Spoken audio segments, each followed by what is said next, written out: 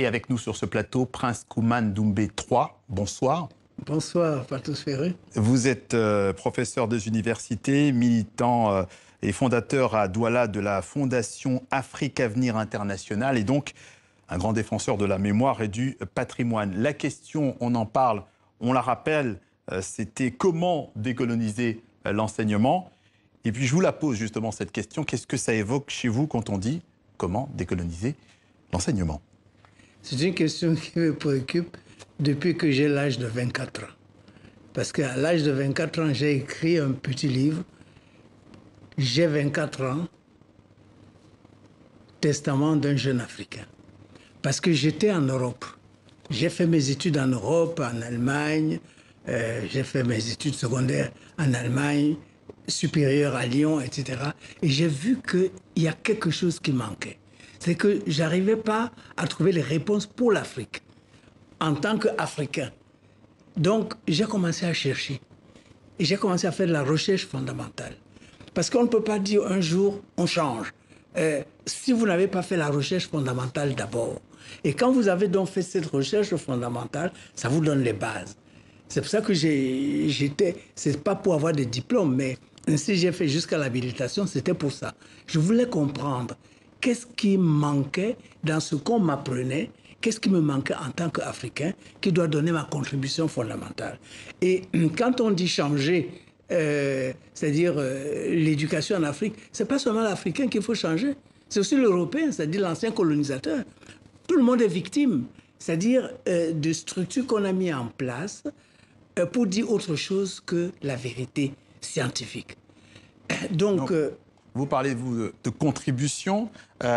Comment vous procédez dans votre fondation de manière concrète? Quels sont les exemples?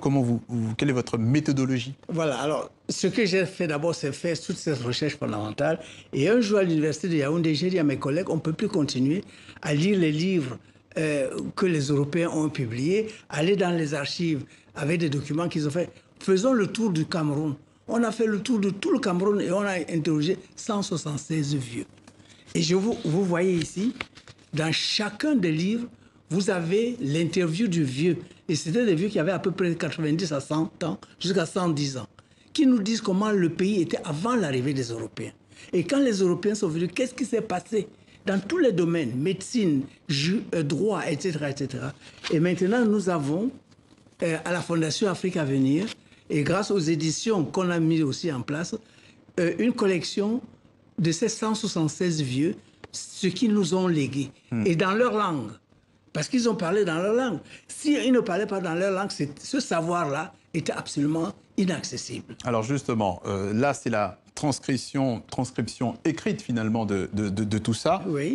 C'est ce que nous disent d'ailleurs nos internautes. Comment enseigner une histoire lorsqu'on vous fait croire que votre peuple n'a aucune histoire transcrite? Mais oui, alors, mais justement, parce que est-ce que l'histoire de l'Afrique est écrite en français ou en anglais ou en allemand? C'est justement ça le problème des intellectuels d'aujourd'hui, parce qu'ils maîtrisent ces langues européennes, mais l'histoire de l'Afrique, c'est dans les langues africaines. Et qu'on ne nous dise pas que c'est l'oralité. J'ai publié un livre, Le trésor des manuscrits de Tombouctou. Et là, j'ai aligné les différentes écritures africaines qui existaient. Mais celui qui va à l'école aujourd'hui, il n'a pas accès parce qu'il n'a pas appris à déchiffrer.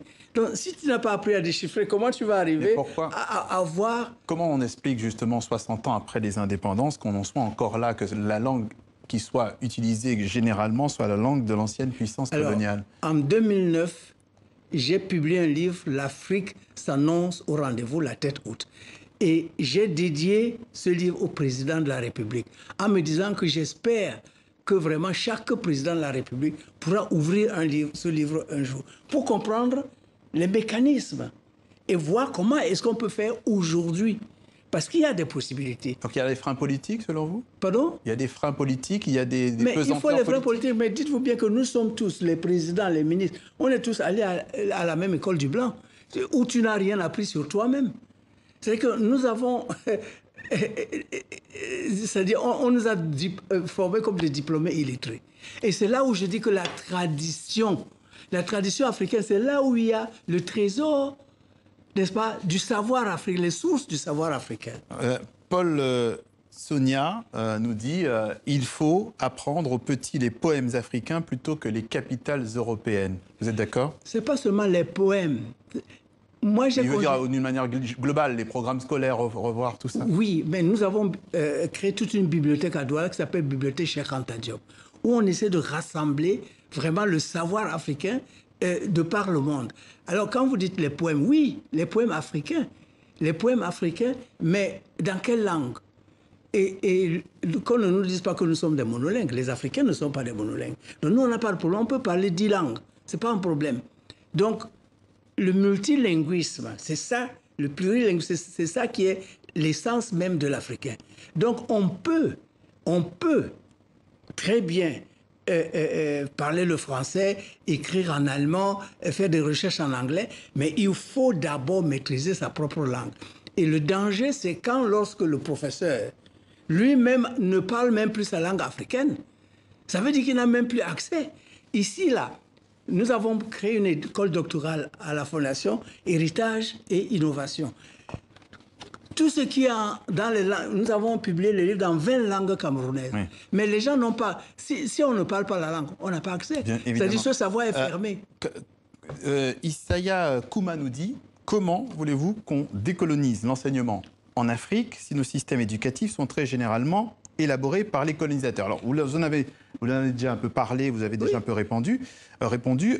Les manuels scolaires, par exemple, sont édités en Côte d'Ivoire par une maison d'édition a priori locale, mais filiale d'un groupe français, un grand groupe français. Mais c'est pour ça que nous avons créé... C'est pour ça que vous avez créé effectivement la maison, les éditions Afrique à venir, on a créé ça. Parce que ça a une influence forcément. Mais bien sûr. Et maintenant, vous avez dans plusieurs pays africains des petites maisons d'édition qui sont en train de se créer. Et ce que nous avons... Et vous avez des difficultés avec ces maisons d'édition, ces petites maisons d'édition? Non, ce que nous faisons, par exemple, on vient du Salon du Livre de Francfort. Il y avait 24 maisons d'édition africaines. On achète tout ce qu'ils prennent et on met à la bibliothèque Cheikh Anta Diop ou on met dans la librairie que nous avons créée à Douala, le génie africain. C'est-à-dire qu'il faut des infrastructures, il faut Justement. Oui. Justement, Nelly Sidibé nous dit on connaît mieux Victor Hugo que Amadou Cheikh Anta Diop ou Aimé Césaire. C'est un problème. Mais oui, mais regardez, je viens de publier en 2008 un livre, par exemple, où je fais voir le père de la littérature russe, n'est-ce pas? Abraham Hannibal. Qui sait que Abraham Hannibal, que son grand-père, Abraham Pouchkine, que son grand-père Hannibal est un Camerounais, du Logon Birni? On n'apprend pas ça à l'école. Et donc vous réparez cette injustice? On répare en publiant pour que ce soit disponible. Parce que vous ne pouvez pas changer l'enseignement si vous n'avez pas les documents. Et les éditeurs... On vous écouterait pendant des heures, mais on va devoir conclure malheureusement.